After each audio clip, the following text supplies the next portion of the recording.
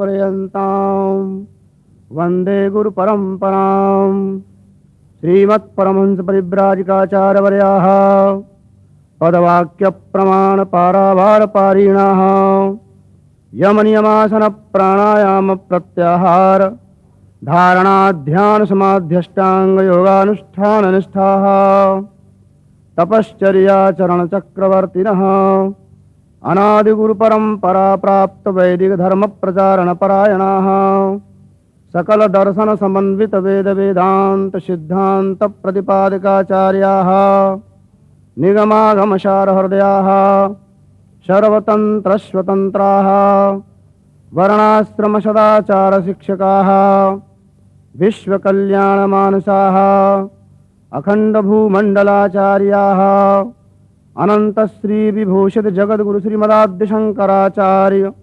भगवत्पादस्थापितमर्यादापोषणपरायणाः परापरविद्याविद्योदितान्तःकरणाः अलकनन्दातीरवासिनः श्रीबदरीनारायणसमाराधनमानसाः ज्योतिरीश्वरसहितपूर्णाम्बोपासकाः उत्तरामनायज्योतिर्मठाधीश्वराः गोमतीतीरवासि पश्चिमामनाय श्रीद्वारका शारदापीठाधीश्वराः अनन्तश्रीविभूषित जगद्गुरुशङ्कराचार्य श्रीस्वरूपानन्द सरस्वती स्वामिवर्याः विजयन्तेतरां धर्म की अधर्म का प्राणियों में विश्व का गौ माता की गौ हत्या जगद्गुरु शंकराचार्य भगवान की हर हर महादेव।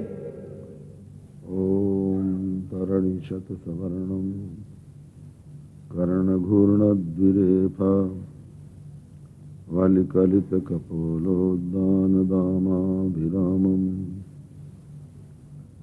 गिरिशगिरिसुताभ्यां लालितं नित्यमङ्के स्वजनभरणशीलं शीलये विघ्नराजम् विश्वं दर्पणदृश्यमाननगरीतुल्यं निजान्तर्गतं पश्यन्नात्मनि मायया बहिर्वोद्भूतं यथा निद्रया यस्साक्षात् कुरुते प्रबोधसमये स्वात्मानमेवाद्वयं तस्मै श्रीगुरुमूर्तये नमेदं श्रीदक्षिणामूर्तये तद्दिव्यमव्ययं धाम सारस्वतमुपास्महे यत्प्रसादात् प्रलीयन्ते मोहान्धतमसच्छटाः श्रीराम जय राम जय जय राम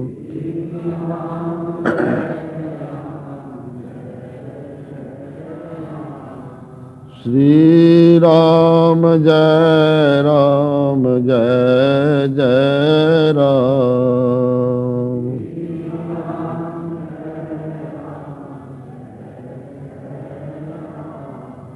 श्रीराम जय राम जय जय राम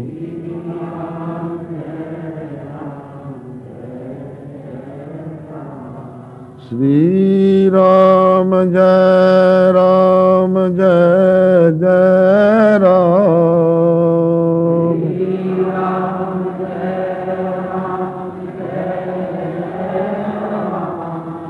श्रीराम जय राम जय जय राम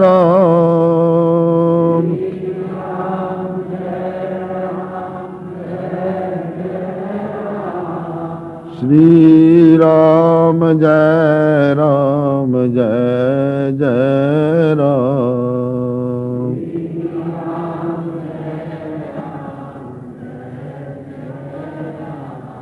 श्रीराम जय राम जय जय राम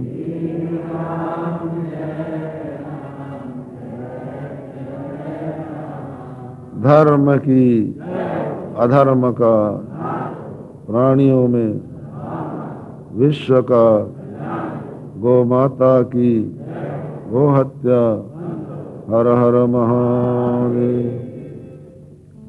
समुपस्थित विद्वद वृंद, देवियों, सज्जनों, श्रीमद् भगवद गीता में भगवान श्री कृष्ण परमात्मा ने कहा, जो मेरे अनन्य भक्त होते हैं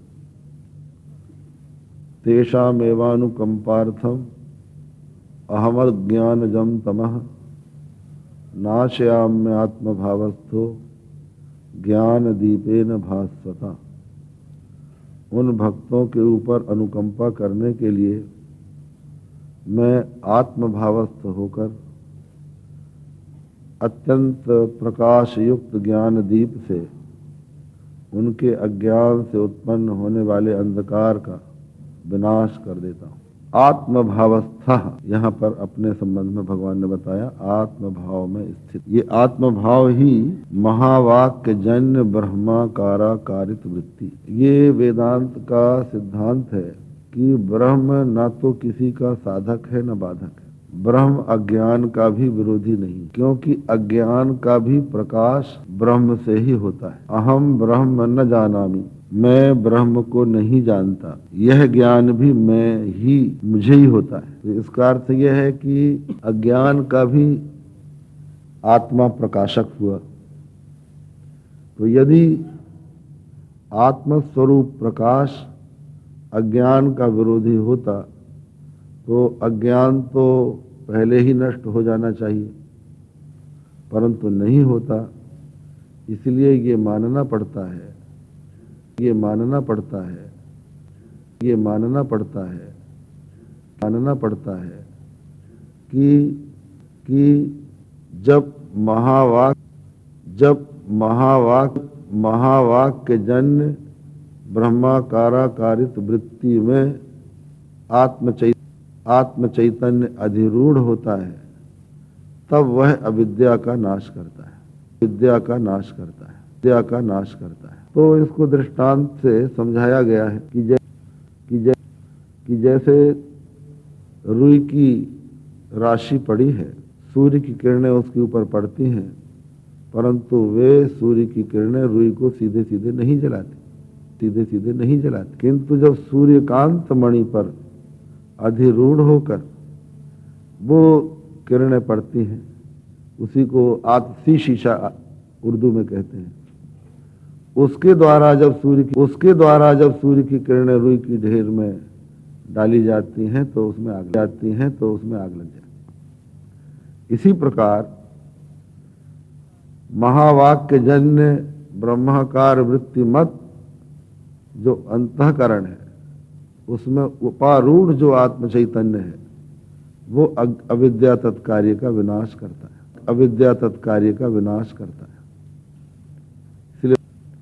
इसलिए भगवान बोले, तेषामेव अनुकंपार्थम अहम अज्ञानजं तमः नाशयाम्यात्म भावस्थो ज्ञान दीपेन भास्वता। भास्वता ज्ञान दीपेन तेषाम अज्ञानजं तमः नाशयामि। तो ये महावाक्य भगवान को आत्मभावस्थ करते हैं, ब्रह्म को अज्ञान तत्कार्य के ध्वंस में समर्थ बनाते हैं। इसलिए इनका बड़ा महत्व है। इसी को महावाक्य जन्य जो ब्रह्माकार वृत्ति है, इसी को ब्रह्म विद्या भी कहा जाता है। इस ब्रह्म विद्या के बिना ब्रह्म की उपस्थिति होने पर भी प्राणी को सुख और शांति नहीं मिलती, उसके दुख का अंत नहीं होता। वही रामायण की चौपाई हमने आपको सुनाई थी। व्यापक एक ब्रह्म अविनाशी, सतचेतन घन आनंद राशि, अस प्रभु हृदय अचथ अविकारी, फिरहि जीव जग दीन दुखारी। एक व्यापक अविनाशी सच्चिदानंद घन ब्रह्म प्राणियों के हृदय में विद्यमान है, फिर भी प्राणी दीन और दुखी भ्रमण कर रहे हैं, संसार में घूम रहे हैं। तो इसका अर्थ यही है कि परमात्मा के पास में रहने पर भी वो उसको जान नहीं पा रहे, और बिना जाने भगवान इस जीव का पालन नहीं करते। नैनम अविदितो देवो भुनक्ति, ये देव जब तक विदित नहीं हो जाता तब तक रक्षा नहीं करता। इसलिए और वो महावाक्य भी श्रोत्रिय ब्रह्मनिष्ठ सद्गुरु से जब श्रवण किया जाता है तब वो अविद्या का, अज्ञान का विनाश करता है। इसलिए माना जाता है कि शास्त्रों का, वेदों का ज्ञान गुरु के द्वारा होना चाहिए। सीधे सीधे कोई वेदों की बात पढ़ना चाहे, जानना चाहे, तो उसको उसके अर्थ का ठीक ठीक ज्ञान नहीं होता। जब वो गुरु से पढ़ता है, किसी एक कवि ने कहा है कि वेद उदधि बिनु गुरु लखे लागे लोन समान, वादर गुरु मुख द्वार भय अमृत ते अधिकान। वेद रूपी समुद्र बिना गुरु के यदि कोई पीना चाहे, जानना चाहे, तो खारा लगता है। समुद्र का पानी सीधे सीधे आप पिए तो अत्यंत खारा मालूम पड़ेगा, लेकिन वही समुद्र का पानी जब मेघ के द्वारा बरसता है तो अमृत से भी अधिक मधुर हो जाता है। उसी प्रकार वही वेदवाणी यदि गुरु के द्वारा हम ग्रहण करते हैं तो वो अमृत के ही समान, बल्कि अमृत से भी कहीं अधिक मधुर हो जाती। इसलिए श्रोत्रिय ब्रह्मनिष्ठ सद्गुरु से महावाक्यों का श्रवण करे, और अर्थ सहित। केवल महावाक्य के श्रवण से भी पुण्य होता है, लेकिन अज्ञान का नाश तब होता है जबकि उसके पदार्थों का शोधन किया जाए।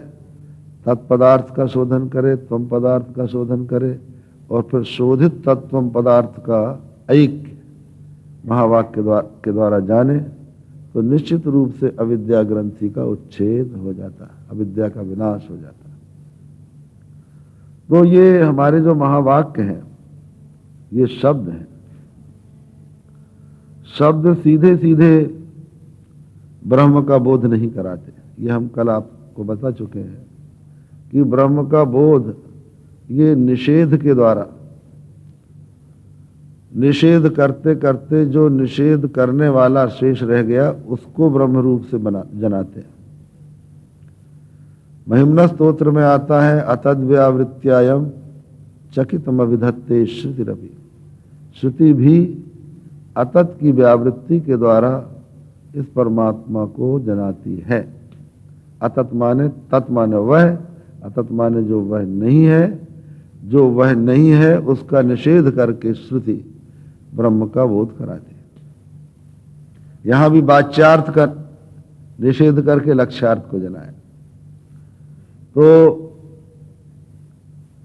रामचरितमानस के एक प्रसंग से इस विषय को आप समझें। भगवान राम सीता और लक्ष्मण के साथ वन की ओर प्रस्थान कर रहे हैं, वन जा रहे हैं। मार्ग में जब लोग सुनते हैं कि राम लक्ष्मण सीता वन जा रहे हैं तो उनके दर्शन के लिए दौड़ पड़ते हैं। ग्राम के नर नारी, आबाल वृद्ध वनिता सभी भगवान के दर्शन से अपने नेत्रों को सफल बना रहे हैं। वे भगवान को थोड़ा रुकने के लिए अनुरोध करते। बात यह है कि भगवान श्री राम में ऐसा अद्भुत सौंदर्य था।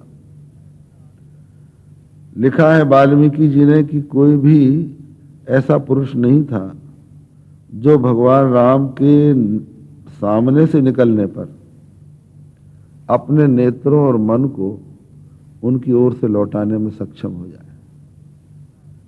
भगवान श्री राम दूर चले जाते थे तब भी नेत्र उनके साथ ही चले जाते थे। उसी ओर वो देखता रहता था एकटक, और मन तो चला ही जाता था।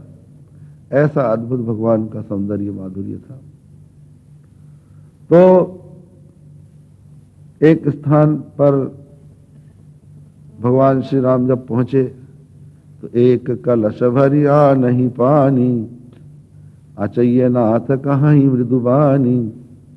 एक कलश में शीतल जल लेकर आ जाते हैं, कहते हैं भगवान थोड़ा सा आचमन कर लीजिए, लक्ष्मण और सीता प्यासे हैं, इनको जल पिला दीजिए। जब तक भगवान जल से आचमन करने की बात सोचते हैं तब तक कोई कुछ किशलय की आसन बिछा देता है। वो कहता महाराज थोड़ा सा बैठ जाइए, श्रम का अपनोदन कर लीजिए। फिर कुछ लोग कहते हैं कि भगवान अब तो सायंकाल हो गया, अब रात्रि यही विश्राम इसी वृक्ष के नीचे किया जाए, कल आप जाइए। गवनव अवहीं की प्रात, अब क्या जाएंगे आप, तो प्रातः काल यहां से जाइए। इस प्रकार ग्राम ग्राम में भगवान के दर्शन का आनंद हो रहा था। उसी प्रसंग की बात है कि एक स्थान पर पुरुषों ने तो भगवान राम को घेर लिया, बैठ गए उनके आसपास, और ग्राम बधूटियों ने सीता जी को घेर लिया। वो सीता जी से प्रश्न कर रही, वो कहती हैं कि राजकुमारी बचन हम कहीं, ये स्वभाव कछु पूछत डरही। राजकुंवर दो सुभग सलोने, इन तिलही द्युति मरकत सोने। हे राजकुमारी, हम तुमसे कुछ पूछना चाहती हैं। स्त्री स्वभाव से स्वाभाविक रूप से जिज्ञासा होती है, अपने आप को रोक नहीं पा रही है, लेकिन मन में डर भी लगता है कि हम गंवारी हैं, कहीं हमसे कोई अनुचित शब्द न निकल जाए। ये जो दो राजकुमार तुम्हारे साथ हैं, बड़े सुभग हैं, बड़े सलोने हैं, और ऐसा लगता है कि ये जो ज्येष्ठ राजकुमार है, इसके अंग की द्युति ही मरकत मणि ने चुराई है, और ये जो छोटा राजकुमार है तो स्वर्णमणि ने इसकी द्युति चुराई है। ऐसे अद्भुत सौंदर्य माधुर्य से युक्त ये दोनों राजकुमार, ये तुम्हारे कौन? कोटि मनोज लजावनि हारे, सुमुखी कहु को आही तुम्हारे। हे सुमुखी, यह बतलाओ कि ये करोड़ों कामदेव को लज्जित करने वाले तुम्हारे कौन?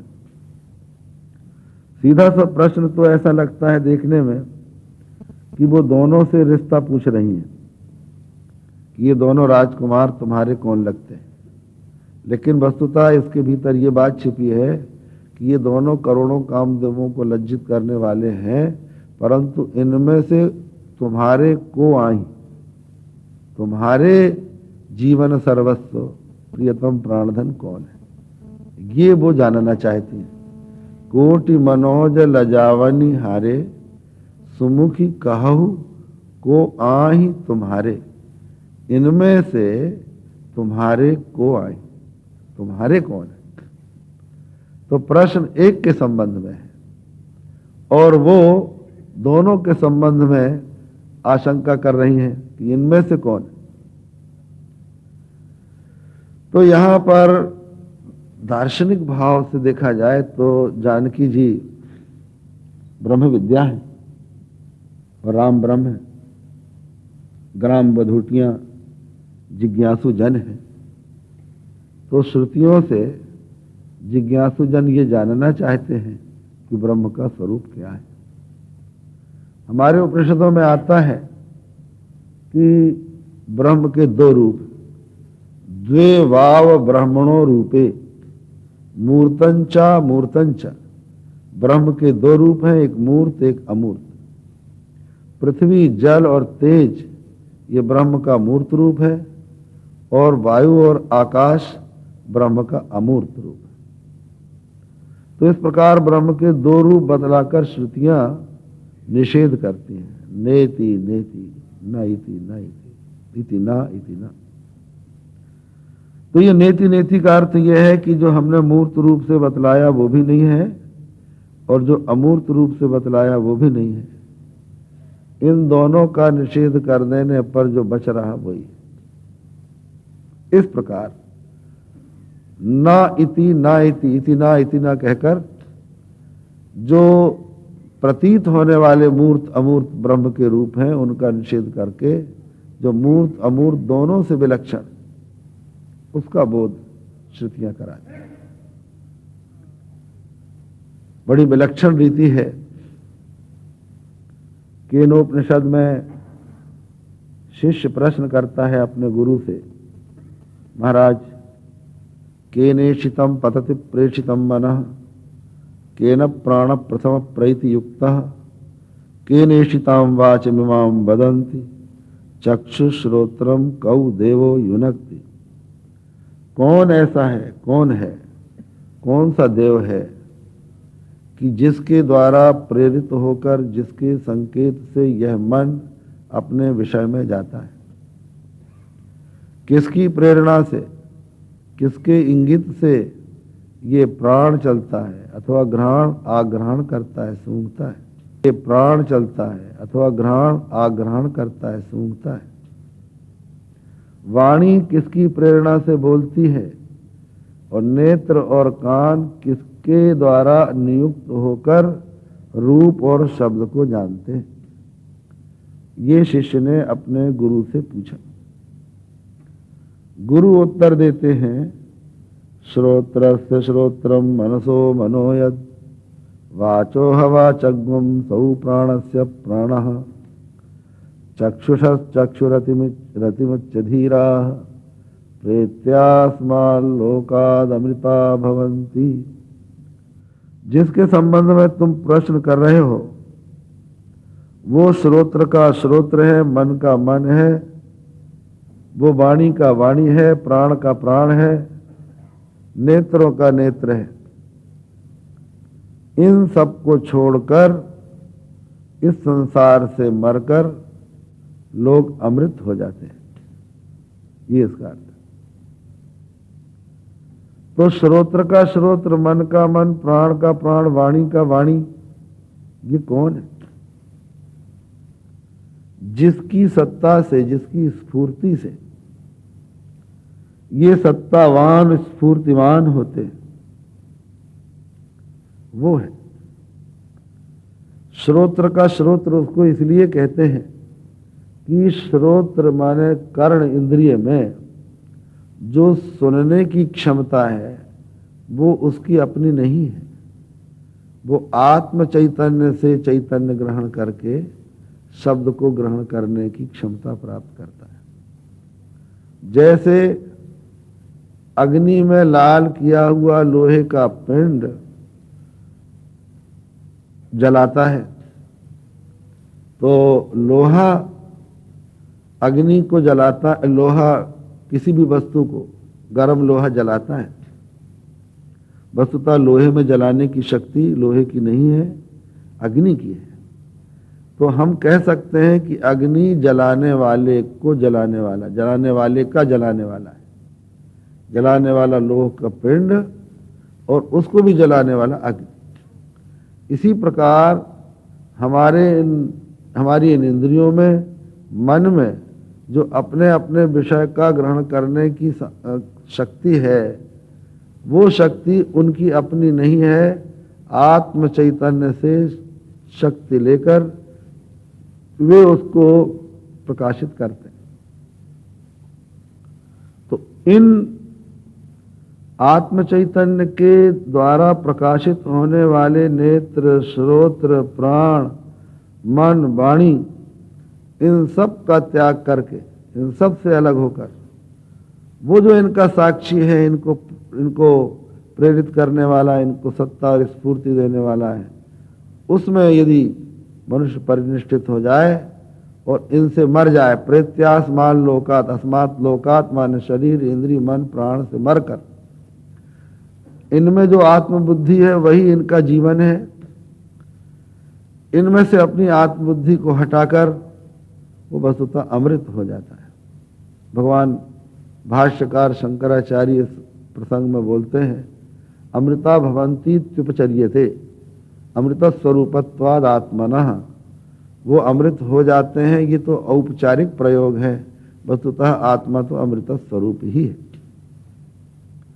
ये गुरु ने, आचार्य ने शिष्य को समझाया और बोले कि अब इस पर मनन करो, मनन करके बतलाओ कि तुमने क्या समझा। शिष्य एकांत में गया, विचार किया और लौटकर गुरु जी से बोला, गुरु जी मैंने जान लिया। वो जो श्रोत्र का श्रोत्र है, मन का मन है, प्राण का प्राण है, चक्षु का चक्षु है, वाणी का वाणी है, मैं उसको जान गया। गुरु बोले, यदि तू उसको जान गया तो तूने उसके एक दाहर रूप को ही जाना, वस्तुतः उसको तूने नहीं जाना। क्योंकि जो कुछ जाना जाएगा अहम के द्वारा जाना जाएगा, मैं के द्वारा जाना जाएगा, तो मैं की परिधि में आने वाला मैं से छोटा होगा, जबकि मैं भी ब्रह्म की दृष्टि से बहुत ही छोटा है। अब आप समझ लीजिए, अनंत अखंड आकाश में हम बैठे हैं इस भवन के भीतर। इस भवन का एक नक्शा बन गया और उसके भीतर जो आकाश है उसमें हम अपने आप को देख रहे हैं। तो हमने एक प्रकार से आकाश को एक मकान से सीमित कर लिया, आकाश को मठाकाश के रूप में देख रहे हैं।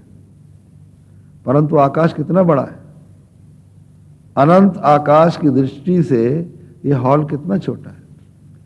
इसी प्रकार अनंत अखंड सब प्रकाश ब्रह्म की दृष्टि से देखा जाए तो ये 3.5 हाथ का शरीर कितना छोटा है। इस 3.5 हाथ के शरीर को जो मैं समझ रहा है, हमने मैं समझ लिया, हमने अपने आप को कितना छोटा बना लिया। इसी तरह से इस शरीर के साथ साथ, जो स्थूल शरीर के साथ साथ सूक्ष्म शरीर को भी हमने मैं बना लिया। तो इस प्रकार हम स्वयं ही अनंत की अपेक्षा अत्यंत सीमित बन गए। अब उस मैं से जो जाना जाएगा वो उससे भी छोटा होगा, क्योंकि ज्ञेय से ज्ञाता बड़ा होता है, क्योंकि ज्ञेय ज्ञाता के ज्ञान में समाता है, आ जाता है। इसलिए तुमने यदि उसको जान लिया तो उसके एक दाहर रूप को, दाहर माने सीमित रूप को ही जाना है और विचार करो।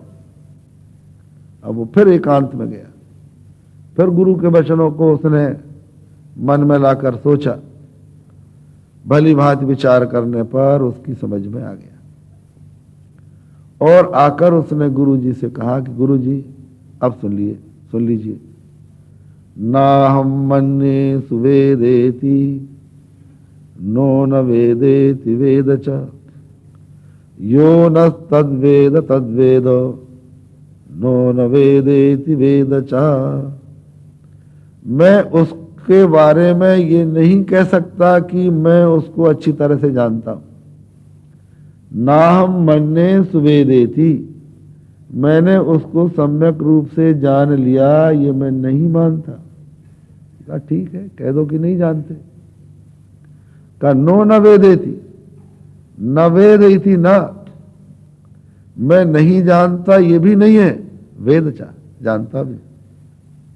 कहा ये तुम्हारा ज्ञान तो बड़ा विचित्र है, तुम ना कहते हो मैंने जाना, ना कहते हो नहीं जाना, दो में से एक बात होनी चाहिए। तो ये तुम्हारा ज्ञान भ्रमात्मक नहीं है। तो वो कहता है यो न तद्वेद तद्वेदो, हम सब ब्रह्मचारियों में, गुरु के शिष्यों में जो इस रूप से उस परमात्मा को जानता है वही जानता है, और उसके जानने का यही प्रकार है। नो न वेदेति वेद च, मैं नहीं जानता ये भी नहीं और जानता हूं ये भी नहीं। विदिता विदिताभ्याम अन्यत ब्रह्मणो रूपम, ब्रह्म का रूप विदित और अविदित दोनों से विलक्षण। इसका एक अर्थ और भी किया है विदित अविदित का। जो कार्यात्मक प्रपंच है वो विदित है, और इसका कारण जो अज्ञान अविद्या है वो अविदित है। तो वो परमात्मा कार्य कारणातीत है, कार्य कारण दोनों से ही विलक्षण, ये भी इसका अर्थ है। और दूसरे जो कुछ हमको विदित हो रहा है वो भी नहीं है, और जो विदित नहीं होता है वो भी नहीं है। ऐसा ब्रह्म का स्वरूप। तो यहां भी अतिमुच्च श्रोत्रादि से अपने आत्मा को अलग करके, वही जो हमने आपको बताया था कि अन्नमय कोश, प्राणमय कोश, मनोमय कोश, विज्ञानमय कोश, आनंदमय कोश, इन सब से अपने आप को अलग करके, ये आपको समझा दें, हमारा जो स्थूल शरीर है ये अन्न से बना है, माता पिता का रजवीर अन्न से बना, उससे ये उत्पन्न हुआ और अन्न से ये बढ़ा, इसलिए स्थूल शरीर को अन्नमय कोश कहते हैं। पंच कर्मेंद्रियां और 5 प्राण दोनों मिलकर प्राणमय कोश कहलाते हैं। मन और पंच ज्ञानेंद्रियां मिलकर मनोमय कोश कहलाते हैं, और बुद्धि और 5 ज्ञानेंद्रियां मिलकर विज्ञानमय कोश कहलाते हैं, और अज्ञान को, अविद्या को आनंदमय कोश कहते हैं। तो ये 5 कोश आत्मा से विलक्षण है। इसी प्रकार आत्मा का दर्शन होता है। एक निर्भय दास नाम के महात्मा हो गए, उन्होंने एक पुस्तक लिखी है निर्भय विलास, हिंदी में है, वो बड़ी विलक्षण पुस्तक है।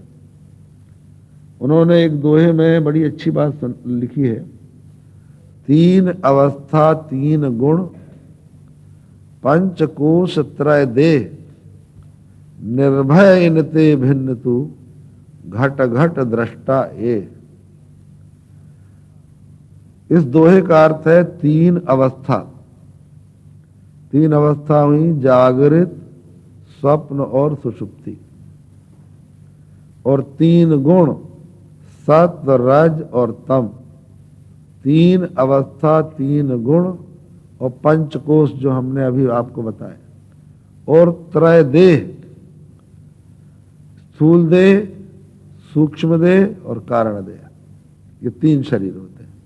इन तीनों शरीरों के भीतर 5 कोश भी आ जाते हैं। स्थूल शरीर तो अन्नमय कोश हो गया, और प्राणमय कोश, मनोमय कोश, विज्ञानमय कोश सूक्ष्म शरीर में आ गया, और आनंदमय कोश ये कारण शरीर में आ गया। तो ये 4, 3 अवस्था, 3 गुण, 5 कोश और त्रय देह।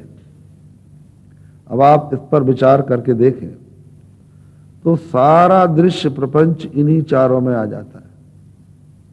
दृग दृश्य का जब हम विवेक करते हैं, दृष्टा को दृश्य से अलग करते हैं, तो दृश्य कोटि में ये 4 आते हैं। 3 अवस्थाएं आ गई। जागृत, तो जो कुछ हमको जागृत में दिखाई पड़ता है ये अवस्था के भीतर ही है, वो सब हमारा दृश्य बन गया।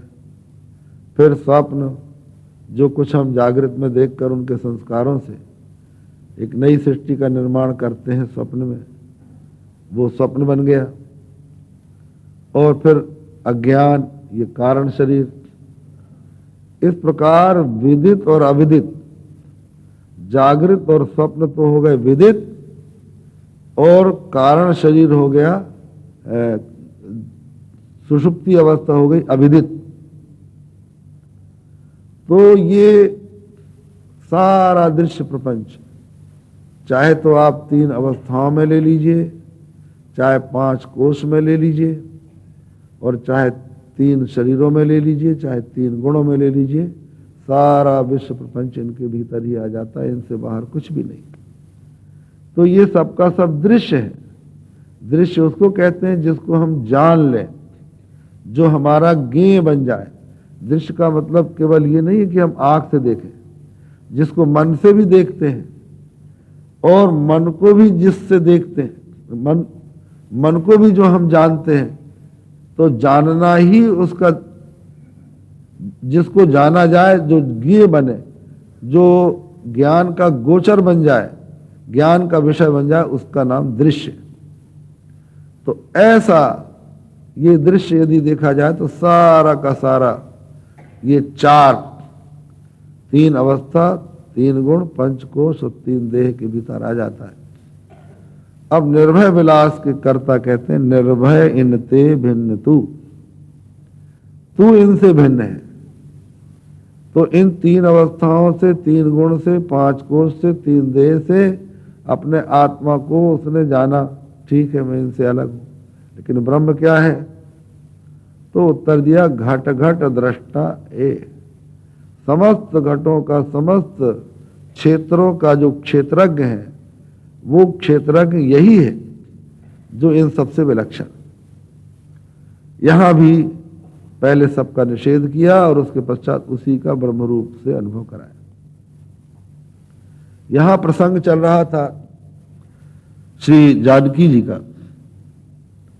वो भगवान राम के संबंध में पूछे जाने पर सोचती है, राम का दर्शन, राम का प्रतिपादन कैसे करूं। कोई साधारण मनुष्य की बात हो तब तो वो सीधे ही बोल दें, लेकिन ये तो मनुष्य की बात नहीं है। भगवान राम का भी ध्यान उधर चला गया कि जानकी जी से एक विलक्षण प्रश्न किया गया है। कोटि मनोज लजावनी हारे, सुमुखी कहाऊ को आई तुम्हारे। तो उन्होंने सोचा देखें ये उत्तर क्या देती, कैसे देती।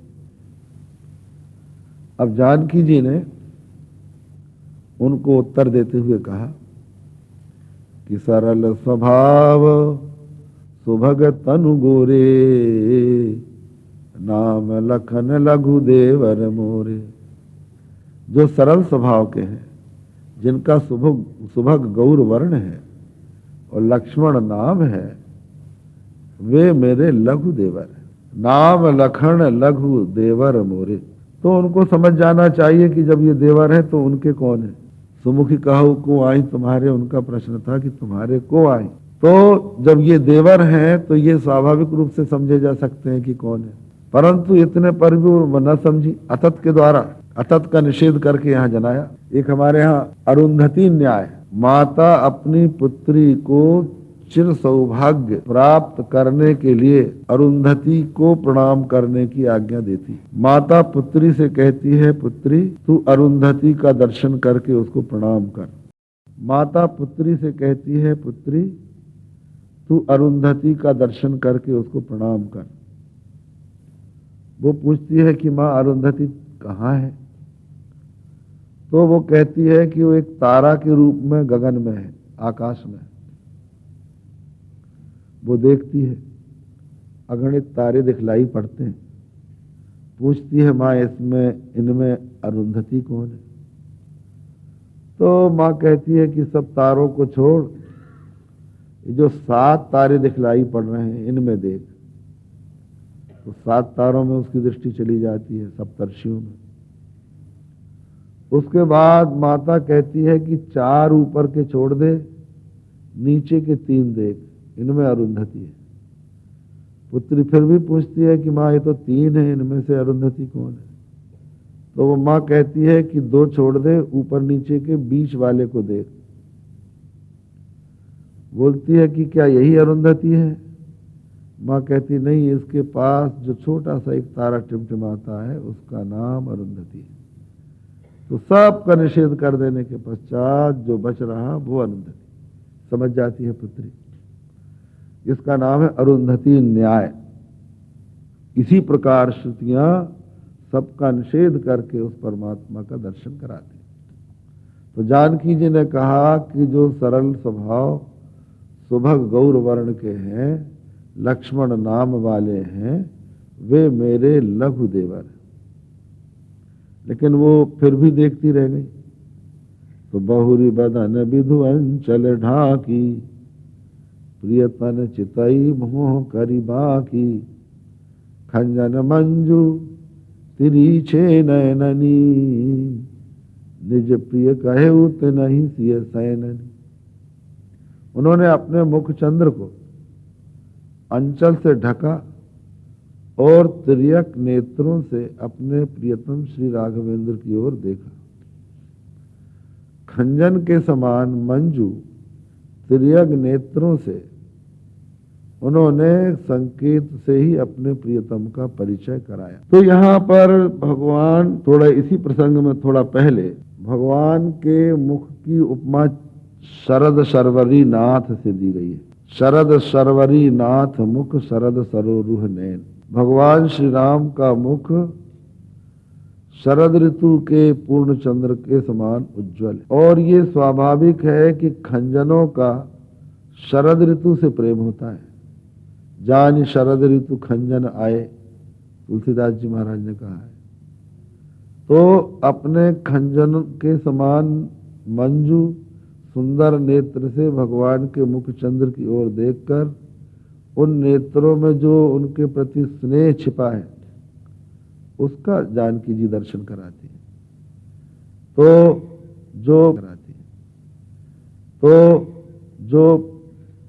जो प्रेम है, मनुष्य के जो भाव हैं, उन भावों को जितना नेत्र प्रतिबिंबित करता है, नेत्रों के द्वारा जितना सरलता से जाना जा सकता है उतना और किसी प्रकार से नहीं जाना जा सकता।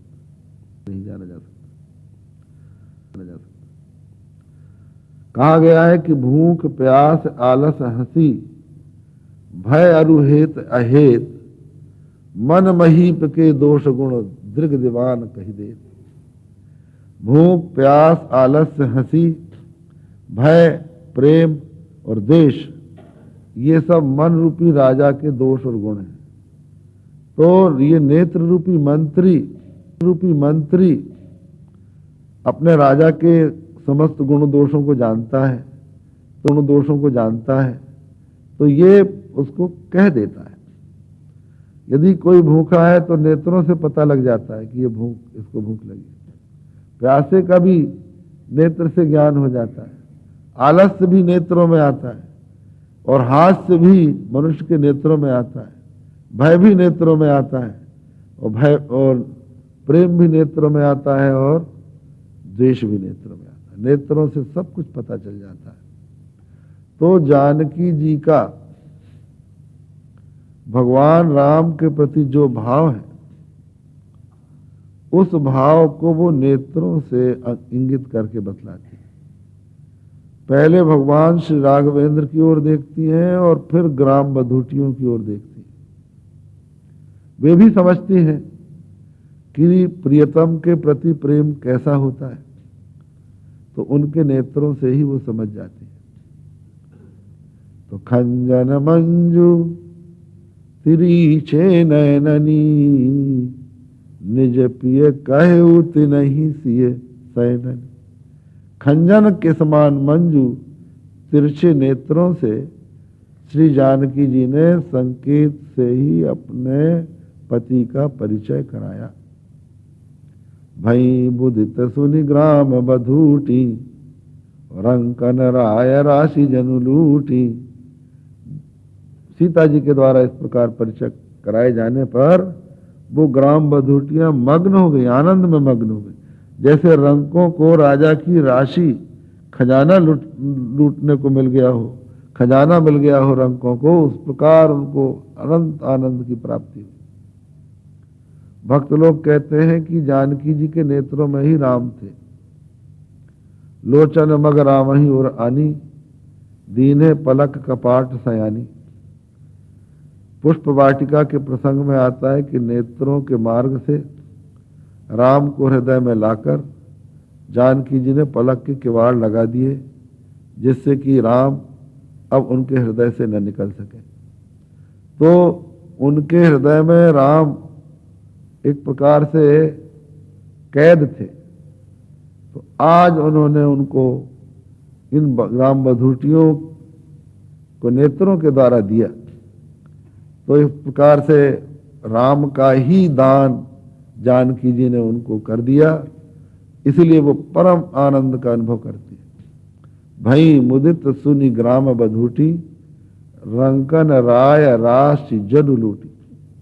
इस प्रकार परमात्मा का साक्षात्कार शब्द से होता है।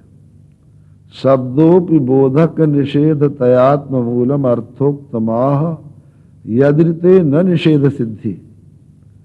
नवयोगीश्वरों के संवाद में आता है कि शब्द उस परमात्मा में न तो मन का प्रवेश है, न वाणी का प्रवेश है, न नेत्रों का प्रवेश है।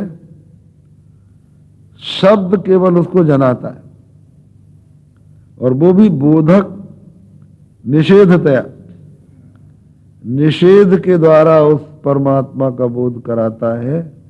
सबका निषेध, यह नहीं, यह नहीं, यह नहीं कहते कहते सब का निषेध कर देने के पश्चात जो निषेध करने वाला है उसका निषेध कौन करे?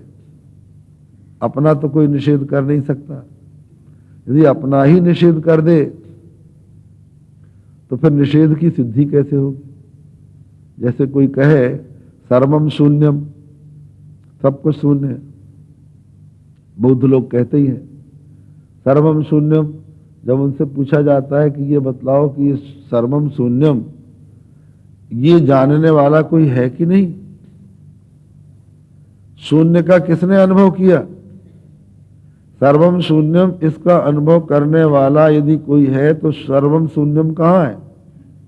जो अनुभव करने वाला है तो वो तो है ही। शून्य का तो अर्थ होता है अत्यंत अभाव, नास्ति नास्ति, है ही नहीं। तो यदि वो न होता तो सर्वम शून्यम का अनुभव कौन करता? इसलिए शून्य, यही प्रश्न होता है कि शून्य ससाक्षिक है कि निस्साक्षिक है। इसलिए भगवान श्रीमन नारायण शेष शैया पर शयन करते हैं, ये कहा जाता है। शेष पर शयन करते हैं अर्थात सबका निषेध कर देने पर जो निषेधात्मिका वृत्ति है, निषेधाकार वृत्ति है, उस निषेधाकार वृत्ति में ब्रह्म शयन करता है। इसलिए, और वो निषेधाकार वृत्ति जिसमें सबका निषेध है उससे पृथक नहीं। इसलिए शेष भी भगवान का स्वरूप ही माने जाते हैं। नष्टे लोके द्विपरार्धावसाने महाभूते स्वादिभूतं गतेषु व्यक्ते व्यक्तम काल वेगे न याते भवान एक शिष्यते शेष संज्ञा। ये भगवान की स्तुति करते हुए देवकी कह रही। जब भगवान का अवतार होता है, ब्रह्मा के द्विपरार्ध का अंत होने पर जब समस्त लोक नष्ट हो जाते हैं, महाभूतेष्वादिभूतं गतेषु, जिस क्रम से संसार की रचना हुई है, सृष्टि हुई है, उसके विपरीत क्रम से संसार का विलय होता है। हमने आपको कल बताया था कि सृष्टि के प्रारंभ में एक ब्रह्म था, सदैव सौम्येद मग्र आसीत एक मेवाद्वितीय। सृष्टि के प्रारंभ में इदम नाम रूपात्मकम जगत सत एव आसीत। यह नाम रूपात्मक जगत कुछ भी नहीं था, केवल सत था। यह स्वयं ही सत रूप से अवस्थित। उस परमात्मा के आश्रित एक अनिर्वचनीय शक्ति थी, जिसको न तो सत कहा जा सकता था, न असत, न सदसत, और जो ना तो ब्रह्म से भिन्न थी, न अभिन्न थी, न भिन्ना भिन्न थी। इसी का नाम अनिर्वचनीय। अनिर्वचनीय का अर्थ है जिसका निर्वचन सदात्मना असदात्मना और सदसदात्मना न किया जा सके, उसका नाम अनिर्वचनीय। और मिथ्या शब्द का भी अर्थ यही है। जब हम शंकराचार्य के सिद्धांतों को सुनते हैं, ब्रह्म सत्यम जगन मिथ्या, तो लोगों के मन में ये शंका होती है कि ये संसार दिख रहा है और शंकराचार्य कहते हैं मिथ्या है। तो ये कैसे हो सकता है? लोग कहते हैं महाराज कैसे आप बोलते हैं, सामने ये पेड़ दिख रहा है, ये मकान दिख रहा है और ये दीवार दिखलाई पड़ रही है, ये मिथ्या कैसे? अगर इस दीवार में हम सिर पटके हमारा सिर फूट जाएगा। अगर ये मिथ्या होती तो सिर कैसे फूटता? तो उसके उत्तर में हम कहते हैं कि भाई हम केवल दीवार को मिथ्या कह रहे हैं, ये बात कहाँ है? हम तो सिर को भी मिथ्या कह रहे हैं। तो सिर भी मिथ्या, दीवार भी मिथ्या और सिर फूटना भी मिथ्या। कहाँ हमारी आंखों से ये संसार दिख रहा है? तो आंख को आप सत्य मान लेते हैं और संसार को मिथ्या मानते हैं, तब आपके मन में शंका होती है। लेकिन आंख और संसार दोनों को एक कोटि में डालिए। एक मजिस्ट्रेट के सामने दो चोर गए, तो मजिस्ट्रेट ने एक चोर से पूछा, क्यों जी तुम चोर हो? बोले नहीं सरकार, हम चोर नहीं है। कहा इसमें क्या प्रमाण? कहा इससे पूछ लीजिए। अब उस चोर से जब पूछा गया, क्यों जी तुम चोर हो? कहा हम नहीं है।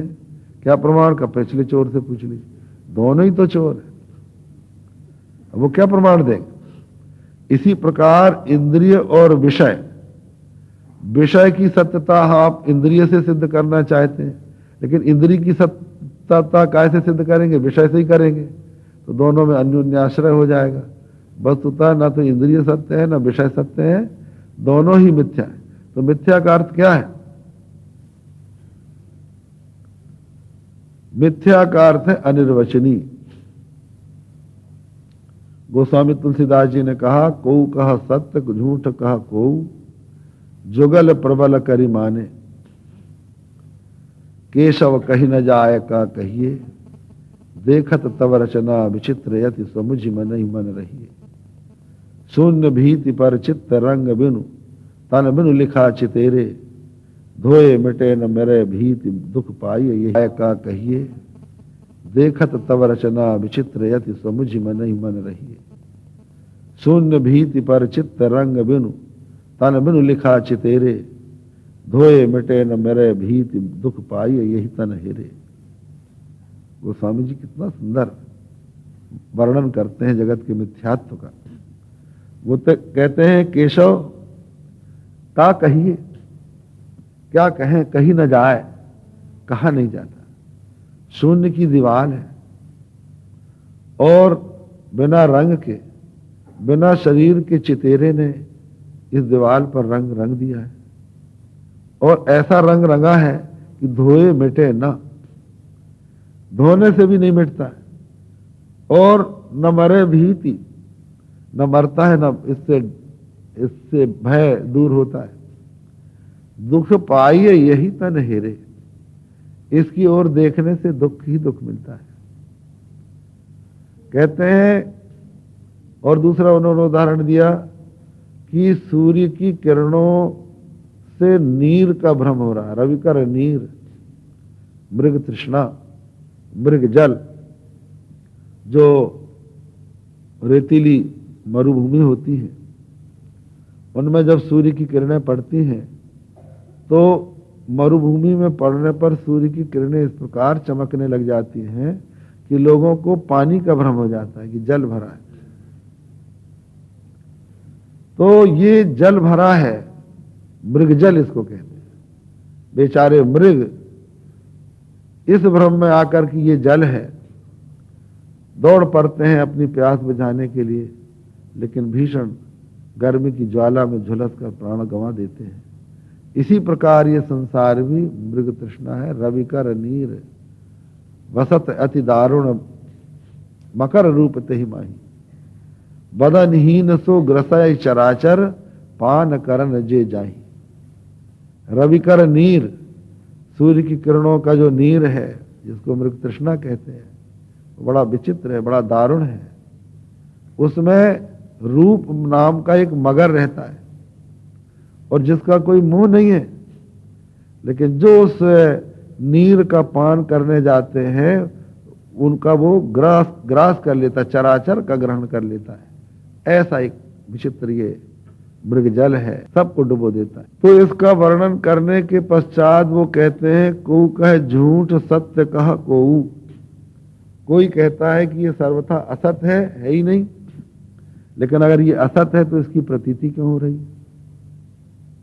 असत की तो प्रतीति होनी नहीं चाहिए। जैसे बंध्या पुत्र, शश श्रृंग, बांझ का बेटा, किसी ने देखा कभी? खरगोश का सींग कभी किसी ने देखा? नहीं। तो जो वस्तु नहीं है उसकी प्रतीति भी नहीं होती, लेकिन इस संसार की प्रतीति होती है, ये दिखलाई पड़ता है, इसलिए इसको असत नहीं कह सकते। और सत भी इसलिए नहीं कह सकते कि विचार करने पर इसका बाध हो जाता है। गीता में भगवान कहते हैं, न रूपमस्येह तथोपलभ्यते, नान्तो न चादिर न च संप्रतिष्ठा। इस संसार का रूप जैसा देखने में आता है, विचार करने पर उस प्रकार का उपलब्धि ही नहीं होता। विचार करें तो कहाँ, वो वस्तु ही नहीं। गुरु शिष्य दो चले जा रहे थे। शिष्य ने कहा, गुरुजी हम थक गए, आप भी गए, आप भी थक गए होंगे, ये पीछे बैलगाड़ी आ रही है, इसमें बैठ जाइए। गुरु ने कहा, कहाँ आ रही है? बोले ये आ रही है।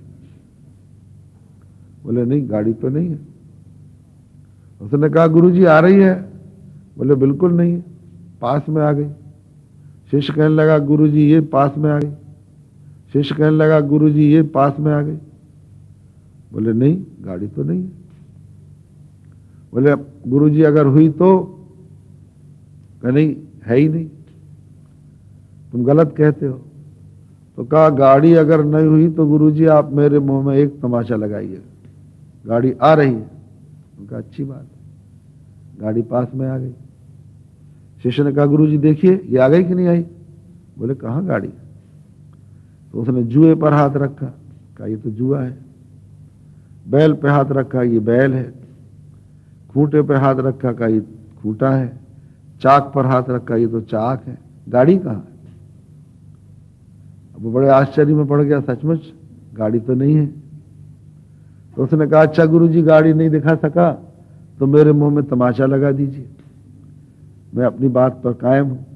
गुरुजी ने कहा, अपना मुंह बता। तो उसने अपना गाल बताया, कहा ये तो तुम्हारा कपोल है। तो अपने ओंठ बताए, कहा ये ओंठ है। दांत बताए, कहा ये दांत है। ये जीभ, मुंह कहाँ है? किस में थप्पड़ लगाऊं, किस में तमाचा लगाऊं? तो ना गाड़ी ही मिली, ना मुंह ही मिला। तो संसार का ये जो स्वरूप जैसा देखा जाता है, जब हम इसके स्वरूप पर विचार करते हैं तो इसको उस प्रकार का नहीं देख पाते, उस प्रकार का ये नहीं मिलता जैसा आपात दृष्टि से दिखलाई पड़ता है। तो ये सत्य भी नहीं हो सकता, क्योंकि इसका अंत में बाद हो जाता है। असत तो है ही नहीं, क्योंकि असत कहने पर इसकी प्रतीति क्यों होती है, ये प्रश्न खड़ा होता है। और अगर हम ये कहें कि संसार सत और असत दोनों है, तो ये बात भी इसलिए नहीं बन सकती कि सत और असत परस्पर विरुद्ध है। अंधकार और प्रकाश एक साथ कैसे रहेंगे? इसलिए ये दोनों भी नहीं बन सकते। तो जब सत्य भी नहीं है, असत भी नहीं है, सत और असत दोनों भी नहीं है, तो क्या है? तो हम कहेंगे कि अनिर्वचनीय है, हम उसको नहीं कह सकते। तो इसी अनिर्वचनीय का नाम मिथ्या है। वाचस्पति मिश्र कहते हैं, मिथ्या शब्दो ना पहनव वचना किंतु अनिर्वचनीयता वचना। मिथ्या शब्द अपहरणव का सर्वथा असत है, इसका वाचक नहीं है, अपितु अनिर्वचनीय है इसका वाचक। तो ऐसी एक अनिर्वचनीय माया उस ब्रह्म में थी। उस माया में 3 गुण थे।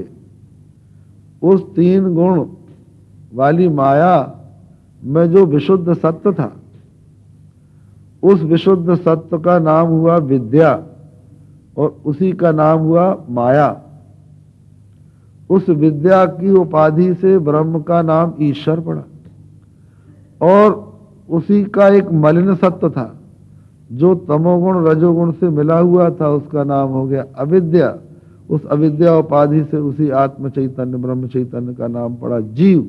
और उसका जो तामसिक रूप था, उस अविद्या से, असल में तो अविद्या कुछ भी नहीं है ब्रह्म से भिन्न, इसलिए ब्रह्म से ही अविद्या उपहित ब्रह्म से, माने तमो गुणात्मिका अविद्या से उपहित ब्रह्म से आकाश उत्पन्न हुआ, आकाश से वायु हुआ, वायु से अग्नि हुआ, अग्नि से जल हुआ, जल से पृथ्वी हुई, और फिर इनके विषय की उत्पत्ति हुई, शब्द स्पर्श रूप रसगंध की। और फिर इन पंचमहाभूतों के अपंचीकृत सात्विक अंश से अंतःकरण बना, समष्टि सात्विक अंश से अंतःकरण बना, व्यष्टि सात्विक अंश से पंच ज्ञानेन्द्रियां बनी, और फिर इनके राजसिक अंश से, समष्टि राजसिक अंश से ये पंच प्राण और पंच कर्मेंद्रियां बनी। और इसी तरह फिर जो तामसिक अंश था, उस तामसिक अंश का फिर पंचीकरण हुआ, जैसा कि हमने कल आपको बताया था। वो एक दूसरे से मिले, एक दूसरे से मिले और उससे ये विश्व ब्रह्मांड, एक दूसरे से मिले और उससे ये विश्व ब्रह्मांड बना। अब जब सृष्टि का प्रलय होता है तो ये सारा ब्रह्मांड जो है पृथ्वी में विलीन हो गया, विलीन हो जाता, पृथ्वी रह गई। अब पृथ्वी का अपने कारण जल में लय होता है। ये आपको बता दें हमारे यहाँ जी, ये आपको बता दें हमारे यहाँ जी पंचभूतों की उत्पत्ति का आकाश, वायु, अग्नि, जल, पृथ्वी का क्रम है। ये समझ में आने योग्य है। हमारे दो हाथ हैं, दोनों के बीच में आकाश है। अब दोनों हाथों को मिलाना चाहे आकाश के कारण वो मिल जाएंगे, क्योंकि कोई दूसरी वस्तु नहीं है, अवकाश का ही नाम आकाश है। तो हमारे दोनों हाथ मिल गए, आकाश से वायु हो गया।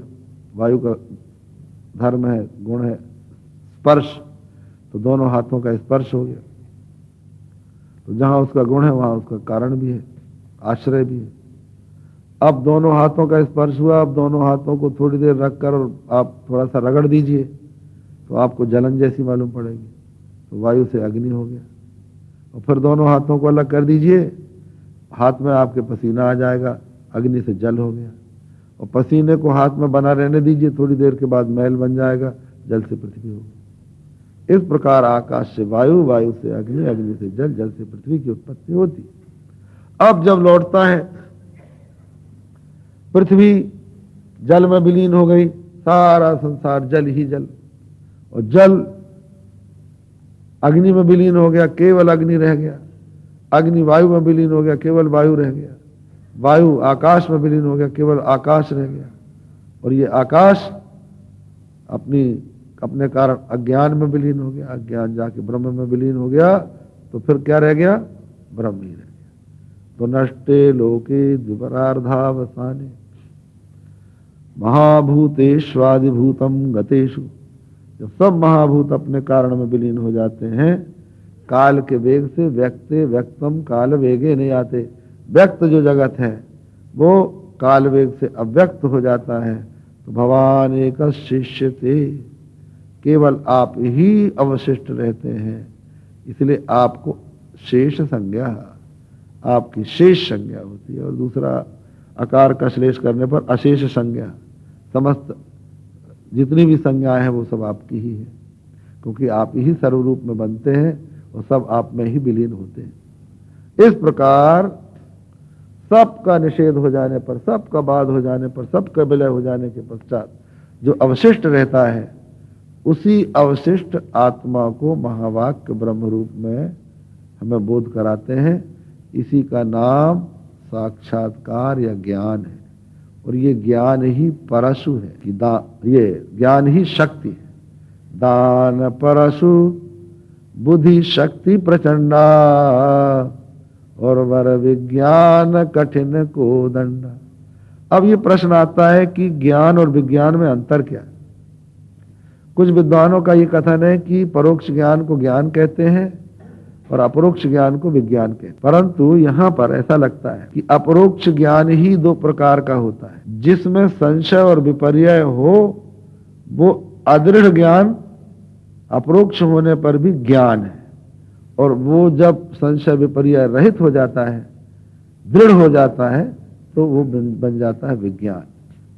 तो ज्ञान तो हो गया शक्ति, प्रचंड शक्ति हो गई, और वर विज्ञान जो भगवान का दृढ़ अपरोक्ष विज्ञान है वो हो गया कोदंड, दिव्य धनुष। फिर उसके बाद आता है अमल अचल मन त्रोण समाना, समजम नियम शिली मुख नाना, कवच अभेद विप्र गुरु पूजा, यही सम विजय उपाय न दूजा, सखा धर्ममय अशरथ जाके, जीतन कहन कतहु रिपुता के। तो ये आगे का जो प्रसंग है वो कल अंतिम दिन भी है, कल आप सबको सुनाया जाएगा। श्री राम जय राम जय जय राम।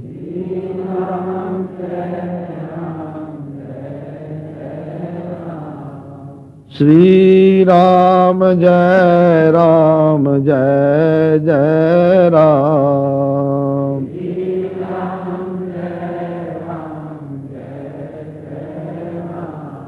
गोविंद जय जय गोपाल जय जय। गोविंद जय राधा रमण हरि गोविंद जय जय।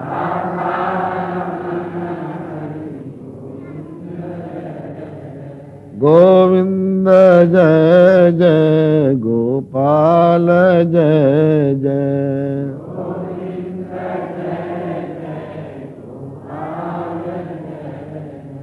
राधा रमण हरि गोविंद जय जय।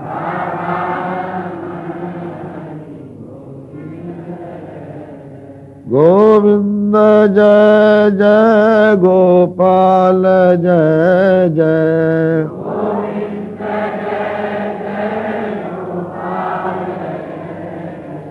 गोविंद जय जय गोपाल जय जय।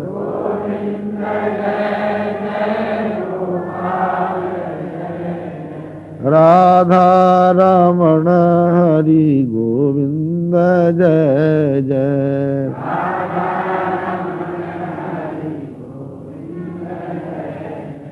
गोविंद जय जय गोपाल जय जय।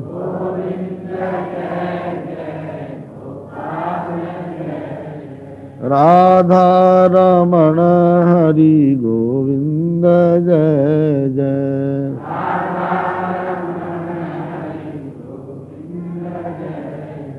धर्म की अधर्म का प्राणियों में विश्व का गौ माता की गो हत्या। हर हर महादेव।